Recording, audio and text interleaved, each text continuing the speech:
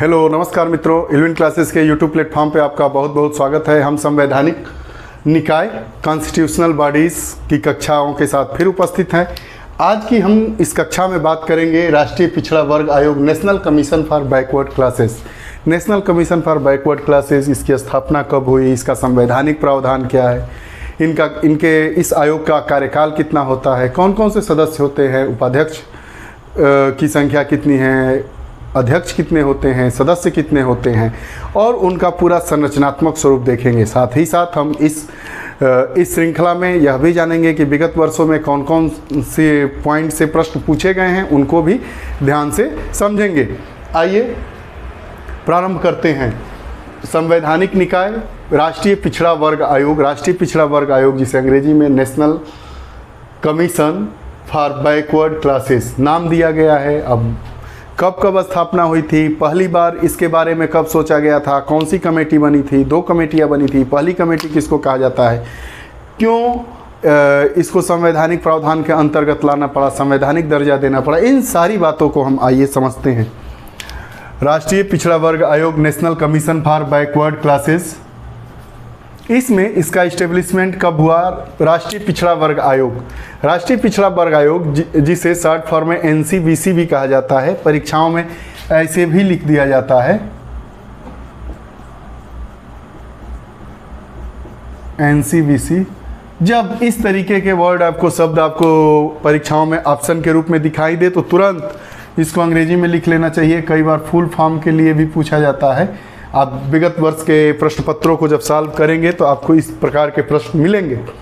तो स्थापना, राष्ट्रीय पिछड़ा वर्ग आयोग की स्थापना 102वें संविधान संशोधन अधिनियम 2018 के द्वारा किया गया, जिसमें अनुच्छेद 338 में इसका एक अनुच्छेद उप अनुच्छेद 338 भी जोड़ा गया और राष्ट्रीय पिछड़ा वर्ग आयोग की स्थापना की गई। पूछा जाएगा कि क्या संवैधानिक प्रावधान है, किस अनुच्छेद में है, तो अनुच्छेद 338 बी में। 102वें संविधान संशोधन को कब संवैधानिक दर्जा दिया गया? तो 2018 में। राष्ट्रीय पिछड़ा वर्ग आयोग को संवैधानिक दर्जा कब मिला? तो 102वें संविधान संशोधन अधिनियम 2018 के द्वारा। ये 2018 क्या है? 2018 जैसे 2022 चल रहा है वैसे ही 2018 ईस्वी में इसको दिया गया। तो इसको देखेंगे। एनसीबी की स्थापना 102वें संविधान संशोधन अधिनियम 2018 द्वारा अनुच्छेद 338 के अंतर्गत किया गया। अब वही बात अगली लाइन में लिखा है कि जो एनसीबीसी है, national commission for backward classes को 102वें संविधान संशोधन सीए कॉन्स्टिट्यूशनल अमेंडमेंट एक्ट द्वारा संवैधानिक कॉन्स्टिट्यूशनल दर्जा दिया गया है। कब ये पारित हुआ था संविधान संशोधन अधिनियम 102वां? तो 2018 में।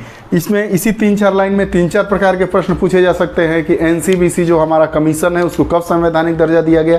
तो वर्ष 2018 में। किस संविधान संशोधन के अनुसार? अनुच्छेद संविधान संशोधन अधिनियम 102वें संविधान संशोधन अधिनियम 2018 के द्वारा जो हमारा राष्ट्रीय पिछड़ा वर्ग आयोग है उसको दिया गया संवैधानिक दर्जा।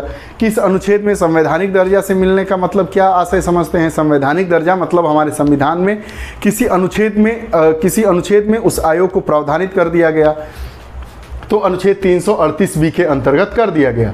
अब देखिए नियुक्ति की बात करते हैं तो राष्ट्रीय पिछड़ा वर्ग आयोग जो है उसकी नियुक्ति कौन करता है? राष्ट्रपति द्वारा की जाती है। याद आपको दिलाने वाली बात है, चूंकि ये सब चीज़ें पूछी नहीं जाती है, लेकिन अगर पूछ दी गई, उन वर्ष 1950 के दशक में और 1970 के दशक में राष्ट्रीय पिछड़ा वर्ग आयोग से संबंधित 2 आयोगों का गठन हुआ था। एक काका कालेकर की अध्यक्षता में 1950 में और एक दूसरा बीपी मंडल की अध्यक्षता में 1970 के दशक में 2 राष्ट्रीय पिछड़ा वर्ग आयोग का गठन किया गया था। लेकिन इन लोगों को संवैधानिक दर्जा नहीं मिला था। तो पूछेगा कि जब 2 आपका राष्ट्रीय पिछड़ा वर्ग आयोग बना था, एक काका कालेकर की अध्यक्षता में, एक बीपी मंडल की अध्यक्षता, तो किस दशक में? तो 1950 के दशक में काका कालेकर की अध्यक्षता में बना था और 1970 के दशक में बीपी मंडल की अध्यक्षता में हुआ। तो कई बार यह जो काका कालेकर 1950 वाला है इसको कहा जाता है कि प्रथम राष्ट्रीय पिछड़ा वर्ग आयोग, इसका नाम दे दिया जाता है। कभी कभी आपको किसी किताबों में मिल जाएगा कि प्रथम पिछड़ा वर्ग आयोग मतलब काका कालेकर की अध्यक्षता में जिस राष्ट्रीय पिछड़ा वर्ग आयोग का गठन किया गया था वो। लेकिन वर्तमान में इन सब चीज़ों में इस आयोग के द्वारा जो संस्तुतियाँ दी गई, जो बातें दी गई, या इसके पहले जो आयोग का ढांचागत स्वरूप था या उसके नियम कानून थे, सबको ख़त्म करते हुए हमारे संविधान 102वें संविधान संशोधन 2018 के द्वारा 338B में इस आयोग से संबंधित अर्थात NCBC national commission for backward classes जो हमारा कमीशन है, इससे संबंधित सभी प्रावधान और प्रारूपों को दे दिया गया है। अब जो भी इससे संबंधित बातें होंगी वो अनुच्छेद 338B के अंतर्गत जो भी प्रावधानित किया गया है उसके अंतर्गत की जाएगी। अब इनका कार्यकाल क्या होता है? कार्यकाल 3 वर्ष का होता है। कार्यकाल कितना होता है? 3 साल का होता है। 2022 में हुआ, 2025 में ख़त्म हो जाएगा मान लीजिए। अब उसके बाद ये जो अध्यक्ष हैं, कार्यकाल में क्या होता है? कार्यकाल 3 वर्ष का हो गया। इसमें सदस्य कितने होते हैं? एनसीबी की संरचना देखिए, एनसीबीसी की संरचना को देखेंगे तो एक अध्यक्ष, एक उपाध्यक्ष और 3 सदस्य होते हैं। टोटल 5 लोग होते हैं इसमें। अध्यक्ष हो गए, उसके बाद उपाध्यक्ष, सदस्य, सदस्य, सदस्य, उसके बाद एक सचिव होते हैं। सचिव 2 प्रकार के हो जाएंगे, एक प्रशासनिक खंड, एक अनुसंधान खंड। 2 तरीके के सचिव, एक प्रशासनिक खंड, उसके बाद अनुसंधान खंड। तो प्रशासन खंड में उप सचिव होंगे, उसके नीचे अवर सचिव होंगे, उसके बाद अनुभाग अधिकारी, उसके बाद लेखाधिकारी। यह एनसीबीसी की संरचना है, ऐसे ही होता है। एक अध्यक्ष हो गए, एक उपाध्यक्ष, 3 सदस्य, उसके बाद सचिव, उसके बाद सचिव। 2 प्रकार के कार्यों को इसमें देखा जाता है। 2 तरीके के अधिकारी होते हैं, एक प्रशासनिक खंड, दूसरा अनुसंधानी खंड। प्रशासनिक खंड में उप सचिव हो गए, अवर सचिव हो गए, उसके बाद अवर सचिव में 2 डिवीजन होता है, एक अनुभाग अधिकारी हो गए और एक लेखाधिकारी हो गए। वैसे ही अनुसंधान खंड की बात करेंगे। अनुसंधान खंड जो है इसमें संयुक्त निदेशक हो गए, उसके बाद अनुसंधान अधिकारी 2, उसके बाद अनुसंधान अन्वेषक। जो अनुसंधान अधिकारी होंगे उसमें 2 होंगे, अनुसंधान अधिकारी प्रथम, अनुसंधान अधिकारी द्वितीय, उसके बाद अनुसंधान अन्वेषक। यह हमारा संरचनात्मक रहा। National commission for backward classes का स्ट्रक्चर रही है कि एक अध्यक्ष, एक उपाध्यक्ष, 3 सदस्य होंगे। ये अध्यक्ष हो गए, ये उपाध्यक्ष, सदस्य, 3 सदस्य, सचिव होगा। 2 खंडों में बांट दिया गया है इसके पूरे कार्यकलाप को, क्रियाखंड को। प्रशासनिक खंड हो गया, एक अनुसंधानिक खंड होगा। तो प्रशासनिक खंड में उप सचिव होंगे, अवर सचिव होंगे, अनुभाग अधिकारी होंगे, लेखाधिकारी होंगे। ये क्रॉनिकल वे है। वैसे ही अनुसंधान खंड में संयुक्त निदेशक होंगे, अनुसंधान अधिकारी होंगे, अनुसंधान अन्वेषक होंगे। अब इन सब की नियुक्ति राष्ट्रपति के मोहर और सीलबंद हस्ताक्षर द्वारा होगा। अध्यक्ष का, उपाध्यक्ष का और अन्य सदस्यों के पद की सेवा शर्तें तथा कार्यकाल का निर्धारण राष्ट्रपति द्वारा कहा जाता है। सबका राष्ट्रपति सर्वे सर्वा है। एनसीबीसी आयोग जो है हमारा राष्ट्रीय पिछड़ा वर्ग आयोग है, इसके अध्यक्ष, उपाध्यक्ष, सदस्य के कार्यकाल का निर्धारण करने के लिए राष्ट्रपति और इनकी क्या सेवा शर्तें होंगी, इन सब का निर्धारण किसके द्वारा किया जाता है? राष्ट्रपति के द्वारा। एक खास बात आप देख रहे हैं, जब हम संवैधानिक निकायों की बात कर रहे हैं तो चाहे निर्वाचन आयोग हो, चाहे यूपीएससी हो, चाहे ये आपका राष्ट्रीय पिछड़ा वर्ग आयोग हो, 5-6 आयोगों को हो और 5-6 चीज़ों को हमने पढ़ा, चाहे जीएसटी हो, सब में आप देख रहे हैं कि सब में नियुक्ति की प्रक्रिया किसके द्वारा पूर्ण होती है? राष्ट्रपति के द्वारा। राष्ट्रपति के द्वारा। तो संवैधानिक निकायों में अगर पूछ दिया जाए और आपको नहीं आता है कि इनके अध्यक्ष की नियुक्ति कौन करता है, तो बिना सोचे राष्ट्रपति का टिक लगा देना है। ठीक है। उसके बाद अब इनका उद्देश्य क्या है? जो ओबीसी, जो एनसीबीसी है, एनसीबीसी, इसका उद्देश्य क्या है, कार्य क्या है? तो ओबीसी की सुरक्षा से संबंधित। ओबीसी मतलब अन्य पिछड़ा वर्ग, अदर बैकवर्ड क्लासेस। अन्य पिछड़ा वर्ग की सुरक्षा से संबंधित मामले में सलाह व अनुसंधान करना, सलाह देना और क्या क्या उनको समस्याएं आनी है उनके बारे में अनुसंधान करना। उसके बाद जो ओबीसी की सामाजिक आर्थिक भागीदारी सुनिश्चित करने की सलाह देना। अदर बैकवर्ड क्लास है, अन्य पिछड़ा वर्ग है, उनकी सामाजिक आर्थिक भागीदारी सुनिश्चित करने की सलाह भी देता है एनसीबीसी। क्रीमी लेयर की सीमा के बारे में सरकार को परामर्श देना। क्रीमी लेयर आप जैसा कि जानते हैं, ऐसे ओबीसी लोग, ओबीसी मतलब अदर बैकवर्ड क्लास के ऐसे व्यक्ति जिनकी आय सरकार द्वारा निर्धारित की जाती है, उस आय से नीचे के लोग ही इस दायरे में आते हैं। ऊपर मतलब क्रीमी लेयर है, मतलब वो लोग अब सामान्य जैसे लोग हो गए हैं, उनकी समाज में पिछड़े जैसी स्थिति नहीं है।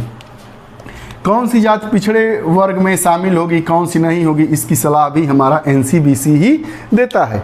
उसके बाद हमने एनसीबीसी की संरचना पढ़ी। अध्यक्ष, उपाध्यक्ष और 3 सदस्य होते हैं, सचिव होता है, 2 खंड होते हैं, एक अनुसंधान, एक आपका प्रशासनिक खंड होता है, एक अनुसंधान खंड होता है। प्रशासनिक खंड में उप सचिव, अवर सचिव, अनुभाग अधिकारी, लेखा अधिकारी, और आपका जो अनुसंधान खंड होता है उसमें संयुक्त निदेशक, अनुसंधान अधिकारी 2 होते हैं। उसके बाद अनुसंधान अन्वेषक होते हैं। एनसीबीसी हम जाने कि एनसीवीसी की का इस्टेब्लिशमेंट 102वें कॉन्स्टिट्यूशनल अमेंडमेंट एक्ट 2018 के द्वारा किया गया। इसको आर्टिकल 338B में संवैधानिक दर्जा दिया गया।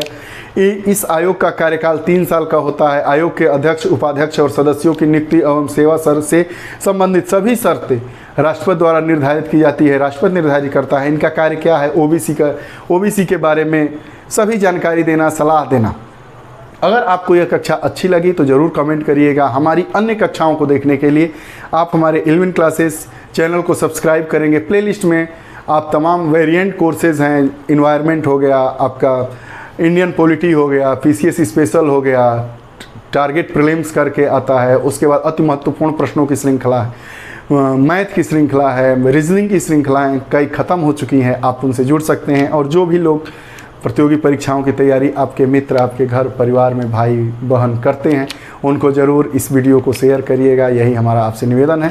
आप ऐसे ही हमारे साथ जुड़े रहिए। आप हमसे व्हाट्सएप, टेलीग्राम या फ़ोन के द्वारा भी जुड़े रह सकते हैं। उसके लिए आपको केवल 7081783888 पर कॉल करना है, नाम लिखना है अपना और हमसे जुड़े रहना है। अगर आपको शिक्षा से संबंधित, पढ़ाई से संबंधित, हमारे क्लासेस से संबंधित कोई परेशानी है, आप सुझाव देना चाहते हैं, अपने विचार देना चाहते हैं, तो आप बेहिचक अपने विचार लिखकर या वॉइस रिकॉर्ड कर भेज सकते हैं। आपके विचार हमारे लिए सराहनीय हैं और स्वीकार्य है। उनको निवेदन के साथ स्वीकार किया जाएगा। आप हमारे 11 क्लासेस के सोशल नेटवर्किंग प्लेटफॉर्म से भी जुड़ सकते हैं, ट्विटर से, कू से, टेलीग्राम से, इंस्टाग्राम से।